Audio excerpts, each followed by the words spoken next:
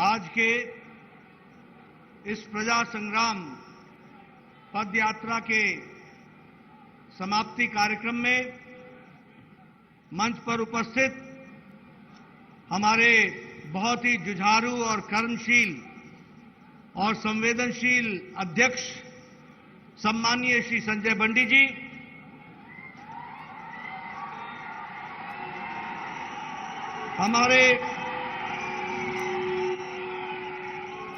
हमारे भारत सरकार में मंत्री श्री जी किशन रेड्डी जी, हमारे तरुण चुग जी, महामंत्री भारतीय जनता पार्टी, हमारे वरिष्ठ नेता और विधायक एटला राजेंद्र जी, हमारे विवेक वेंकट स्वामी जी जो पूर्व में सांसद रहे, किशन रेड्डी जी जिला अध्यक्ष, मनोहर रेड्डी जी यात्रा के प्रमुख, अरविंद मेनन जी सह प्रभारी, हमारे वरिष्ठ साथी श्री पी मुरलीधर राव जी, हमारे अरविंद धर्मपुरी जी, हमारे सुधाकर रेड्डी जी, हमारे सभी मंचासीन वरिष्ठ पदाधिकारी और कार्यकर्ता बंधु और यहां इतनी बड़ी संख्या में आए हुए दूर दूर से हमारे सभी पार्टी के समर्थक, पार्टी के प्रेरक और पार्टी को उत्साह दिलाने वाले हमारे सज्जन वृंद और मीडिया के मेरे साथी, प्रिंट मीडिया और इलेक्ट्रॉनिक मीडिया के मेरे साथी, आज मेरा ये सौभाग्य है कि मुझे इस प्रजा संग्राम पदयात्रा के समाप्ति पर आने का सौभाग्य मिला है। सबसे पहले तो मैं भगवान श्री राजेश्वरी को नमन करता हूं और उनसे प्रेरणा लेकर के अपनी बात को प्रारंभ करता हूं। वहीं हमारे कोंडागट्टू हनुमान जी से भी प्रेरणा लेता हूं और उनका भी आशीर्वाद लेकर के अपनी बात को प्रारंभ करता हूं। सबसे पहले आप मुझे एक बात बताओ कि संजय बंडी जी को आपका सांसद चुनने पर आपको सही सांसद मिला कि नहीं मिला? मिला कि नहीं मिला? मैं पीछे से सुनना चाहता हूं। सांसद संजय बंडी आपको सही सांसद मिला कि नहीं? मित्रों, सबसे पहले तो मैं आपको बधाई देता हूं और धन्यवाद देता हूं कि आपने भारतीय जनता पार्टी के संजय बंडी जी को सांसद के रूप में चुना है। ये यात्रा उनके नेतृत्व में निकली है और मुझे खुशी है आपको बताते हुए कि 5 चरणों में 114 दिन की यह पद यात्रा रही है। 56 असेंबली कॉन्स्टिट्यूएंसीज को कवर करते हुए 1458 किलोमीटर पद यात्रा करते हुए आज हम करीमनगर में यहां इस यात्रा की समाप्ति कर रहे हैं। मित्रों, यह यात्रा रुकने वाली नहीं है, यह तो शुरुआत है। इसके साथ साथ प्रजा घोषा, बीजेपी भरोसा, इस यात्रा को भी हम गांव-गांव, घर-घर पहुंचाने वाले हैं और हमारे सभी नेता उसमें शामिल होने वाले हैं। और उसी तरीके से एक नारा भी आप लोगों ने तय किया है, सालू डोरा सेलालू डोरा अभियान। इस अभियान के तहत enough is enough, goodbye KCR, इसको भी हमको समझने की जरूरत है। और साथ ही साथ मैं यह भी बताना चाहता हूं कि दूसरे फेज में और तीसरे फेज में और अभी जब मैं आ रहा था तो मेरी यात्रा को भी रोकने का काम टीआरएस ने किया और टीआरएस के लोगों ने किया। मैं केसीआर को बता देना चाहता हूं कि ये प्रजातंत्र है। दमन को प्रजातंत्र के अंदर इतिहास के कूड़ेदान में दफन कर देती है ये जनता है। इसको पहचानो, इसको समझो। और इसीलिए मैं ये कहना चाहता हूं कि पार्टी ने इस यात्रा को निकालकर जो लोगों का जन आक्रोश था उसको लोगों के साथ मिलकर के समाज में, देश में, प्रजातंत्र में बताने का काम ये हमारी यात्रा ने किया है। और साथ ही साथ मैं ये भी बोलना चाहता हूं कि आज जब मैं यहां आया हूं तो एक तरफ भारत सरकार मोदी जी के नेतृत्व में चल रही है, जो आम गांव, गरीब, वंचित, पीड़ित, शोषित, दलित, महिला, किसान, युवा, इनको ताकत दे रही है।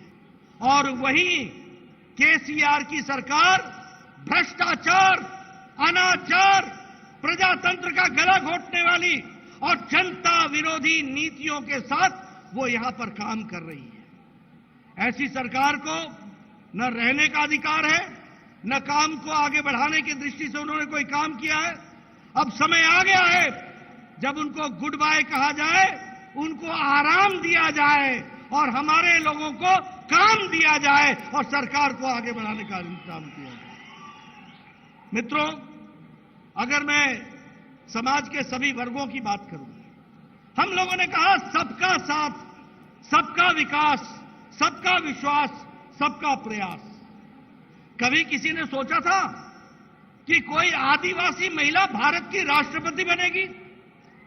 कभी सोचा था कि कोई दलित भारत का राष्ट्रपति बनेगा? कभी किसी ने सोचा था कि 12-12 मंत्री हमारे दलित होंगे?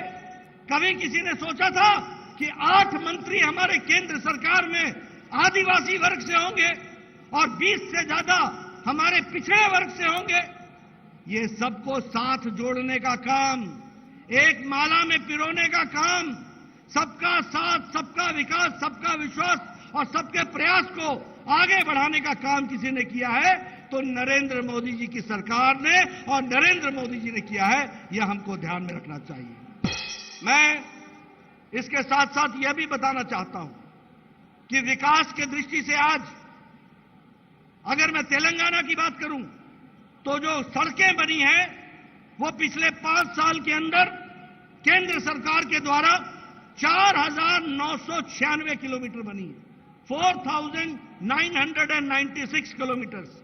इसका मतलब यह हुआ, और उसमें 104 लाख करोड़ रुपए खर्च हुए हैं हाईवेज इन तेलंगाना। इसका मतलब यह हुआ कि लद्दाख से तेलंगाना की जो सड़क बनती है उतनी सड़कें यहां पर बनी हैं। ये केंद्र सरकार ने करके दिया है। उसी तरीके से 4 लेन का फ्लाईओवर, एलिवेटेड कॉरिडोर, ये सारी चीजें विकास के दृष्टि से यहां पर काम हुआ है, उसको आपके सामने मैं रखना चाहता हूं। अगर मैं जल जीवन मिशन की बात करूं, हर घर जल पहुंचाने की बात की है तो 1,91,00,000 घरों में इसको पहुंचाने का 1,91,000 लोगों के घरों में इसको पहुंचाने का काम किया है। उसी तरीके से नए हाउस होल्ड, नए घरों में 38 लाख घरों में घर घर जल पहुंचाने का काम किया है। उसी तरीके से अगर हम देखें तो आज मुझे दुख के साथ कहना पड़ता है कि यह स्टेट तेलंगाना जो एक समय में सरप्लस स्टेट थी, उसको आज डेट में डालने का काम किया है तो केसीआर ने किया है। उसको अंधेरे में धकेलने का काम किया है तो केसीआर ने किया है। और आपको जानकर आश्चर्य होगा कि आज तेलंगाना प्रदेश जो आज से 8 साल पहले सरप्लस स्टेट था, आज 3.29 लाख करोड़ रुपए के डेट में खड़ा है ये हमारा प्रदेश। उसी तरीके से केसीआर बोलते रहते हैं कि Telangana is a richest state. मैं उनको करेक्ट करना चाहता हूं, Telangana was a richest state, you have made it a poor state and a debt state. यह भी आपने ला करके खड़ा किया है। अगर मैं बात करूं, ऊंचे ऊंचे विचार लेकर के चले, ऊंची ऊंची बातों को कहने के लिए चले। मैं कोशिश करूंगा, आपके तेलंगाना में कहावत है, उस कहावत को मैं तेलुगु में बताने का प्रयास करूंगा। पता नहीं मैं समझा पाऊंगा कि नहीं समझा पाऊंगा, लेकिन मैं कोशिश जरूर करूंगा। वो कहावत क्या है? उट्टी येगरा लेनम्मा स्वर्गनिकी येगुरा दामु आनु कुंडी। यानी छत पर हांडी टांगने की जगह नहीं और सपने आसमान के देखने लगे हो, यह है केसीआर का काम। ऐसे लोगों को रहने देना है क्या? ये कुछ आपका भला कर सकेंगे क्या? बताओ मेरे को, भला कर सकेंगे क्या? मित्रों, आज अच्छा नहीं लगता है कहते हुए, ठीक है केसीआर साहब को गुस्सा आता होगा, लेकिन आखिर एजेंसीज को उनकी बेटी को पूछताछ के लिए बुलाना क्यों पड़ रहा है? क्या कारण है? कौन सी ऐसी चीज है? भ्रष्टाचार में आकंठ डूबे हुए और उम्मीद क्या लगाई है? भारतम राज्य समिति, अब भारत की राज्य समिति बनेगी, तेलंगाना की राज्य समिति नहीं रह गई है। और मैं तो ये कहूंगा कि टीआरएस से बीआरएस और बीआरएस से आने वाले समय में वीआरएस, वॉलंटरी रिटायरमेंट हो जाने वाली है। वीआरएस लेने वाले, वॉलंटरी रिटायरमेंट स्कीम को लेंगे। उसी तरीके से अगर दुबाका में हमारी जीत होती है, अगर हमारी हुजूराबाद में जीत होती है, तो आने वाले समय में विधानसभा के चुनाव में आप भारतीय जनता पार्टी का समर्थन करेंगे, ये मेरा पूरा विश्वास है। मैं यहां यह भी बात कहना चाहता हूं, आपका ज्यादा समय नहीं लूंगा, मुझे आने में देर हुई है मैं जानता हूं, लेकिन मैं आपको बताना चाहूंगा, एक समय में केसीआर कहते थे कि हम प्रजातांत्रिक तरीके से तेलंगाना को चलाएंगे। ये भी कहते थे कि मैं दलित को मुख्यमंत्री बनाऊंगा। बोलते थे कि नहीं बोलते थे? अब उनको बेटा, दामाद, बेटी के सिवाय कोई नहीं दिखता, और कोई नहीं दिखता। और ये प्रजातंत्र के बारे में बोलने वाले व्यक्ति आज पारिवारिक डायनेस्टिक रूल के तरफ जाने की कोशिश कर रहे हैं, परिवारवाद फैला रहे हैं। उसी तरीके से अगर मैं भ्रष्टाचार की बात करूं तो मैक्रो लेवल पर लूट का काम केसी चंद्रशेखर राव ने लिया हुआ है, केशव चंद्रशेखर राव ने लिया हुआ है। और छोटे स्तर पर, माइक्रो स्तर पर इनके मंत्री और इनके एमएलए ने लूट का काम ले रखा है। मैं ठीक बोल रहा हूं कि नहीं बोल रहा हूं? मैं सच बोल रहा हूं कि नहीं बोल रहा हूं? मैं सच बोल रहा हूं कि नहीं? मित्रों, ये इनका हाल चाल हो गया है। और अगर मैं कहूं तो इन्होंने धोखा दिया जनता को, और धोखा दिया उन लोगों को जिन्होंने तेलंगाना बनाने में अपने आप को आहूत कर लिया, शहीद हो गए, उनको भी इन्होंने धोखा दिया है। और आजकल मुझे पता चला है कि आजकल लैंड रेवेन्यू में दरानी पोर्टल चला है। दरानी पोर्टल है, यह तो लूट का कारण बन गया है। यह टीआरएस के लोगों को लूट का तरीका बन गया है। उसको भी हमको ध्यान में रखना होगा, और उसको भी ध्यान में रख करके आगे समझना पड़ेगा। जहां तक लोकल बॉडीज का सवाल है, वहां भी उन्होंने किसी तरीके से कोई भी काम नहीं किया, और साथ ही साथ आर्थिक रूप से भी समस्या क्रिएट करने का काम किया है। और उसमें भी अगर 42,000 करोड़ रुपए का बजट ये मिला है, तो यह भी मिला है केंद्र सरकार के द्वारा, और इस तरीके की बात को भी हमको ध्यान में रखना चाहिए। अगर मैं लिबरेशन डे की बात करूं, 17 सितंबर को केसीआर नहीं चाहते कि लिबरेशन डे हो, क्योंकि ओवैसी के साथ संबंध बना के रखते हैं। और ऐसे लोग क्यों चाहेंगे कि लिबरेशन डे बने? लेकिन हां, हम जानते हैं तेलंगाना का इतिहास, हम जानते हैं रजाकार की क्रूरता, हम जानते हैं किस तरीके से उन्होंने समाज को बांटने का प्रयास किया है। और हम यह भूलने वाले नहीं हैं कि किस तरीके से हमारी भारत की जनता ने इन रजाकारों का मुकाबला भी किया और देश की आजादी के लिए भी अपने आप को जोड़ा है। ऐसे में लिबरेशन डे हम 17 तारीख को सितंबर को मनाने का, जिसको हमारे गृह मंत्री अमित शाह जी ने शुरू किया है, उसको और जोर शोर से मनाएंगे और देश के दृष्टि से उसको आगे बढ़ाएंगे, ये मैं जरूर कहना चाहता हूं। मित्रों, वो यादें भूल गए। 2 बेडरूम बनाऊंगा, अपने तो फार्म हाउस बना के बैठ गए, और गरीबों को 2 बेडरूम से भी बेनसीब कर दिया, वह भी उनसे छीन लिया। उन्होंने कहा था कि हम 1 टाइम लोन वेवर करेंगे फार्मर्स का, अभी भी किसान इंतजार कर रहे हैं। उन्होंने कहा था कि 2 एकड़ लैंड एससी को और 3 एकड़ लैंड एसटी को देंगे। हमारे एससी भाई और एसटी भाई भी इंतजार कर रहे हैं। और स्टाइपेंड के लिए युवाओं को एक बड़ा अच्छा फिगर बताया था, 3,016 रुपीज पर मंथ। ये 16 रुपए क्यों जोड़े थे मेरे को आज तक समझ नहीं आया। ये क्यों जोड़े थे मेरे समझ में नहीं आया। ऐसा लगता था जैसे एकदम जोड़ करके निकाला हो, और 16 रुपए तेरे बनते हैं तो 3,016 रुपए हम तुमको देंगे। आज भी बेचारा युवा इंतजार कर रहा है उस 3,016 रुपए के लिए, वो भी हमको ध्यान में रखना चाहिए। कहा था केजी से पीजी तक हम पढ़ाई करने की व्यवस्था करेंगे, उसका भी क्या किया वो भी आप सबके ध्यान में है। वेलनेस सेंटर्स का नाम बदल करके बस्ती दवाखाना कर दिया। हम केंद्र सरकार की योजना 1,50,000 देश में हम वेलनेस सेंटर बना रहे हैं, और उस वेलनेस सेंटर में 1,50,000 में बड़ी संख्या में तेलंगाना में भी बन रहा है, लेकिन उसका नाम बदल करके बस्ती दवाखाना। अब मैं पूर्व स्वास्थ्य मंत्री रहा हूं, मुझे मालूम है दवाखाना और वेलनेस सेंटर में जमीन आसमान का अंतर है। लेकिन केसीआर को कौन समझाए, चीटिंग करने वाला ओरिजिनल नहीं होता, वो डुप्लीकेट होता है। तो तुम डुप्लीकेट हो, ओरिजिनल हम ही हैं, ये तेलंगाना की जनता जानती है। और इसीलिए मैं अंत में एक बात कहूंगा, आपका ज्यादा समय नहीं लूंगा।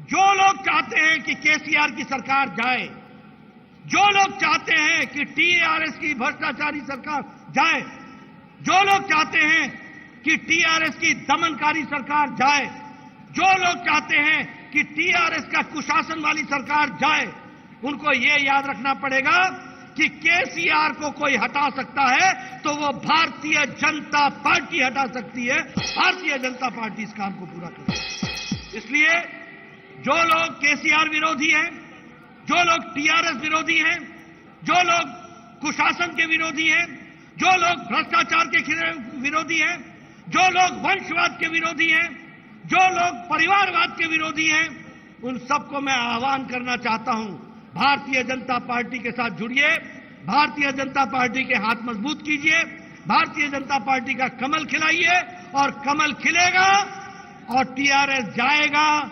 तेलंगाना में विशुद्ध भारतीय जनता पार्टी की सरकार बनेगी।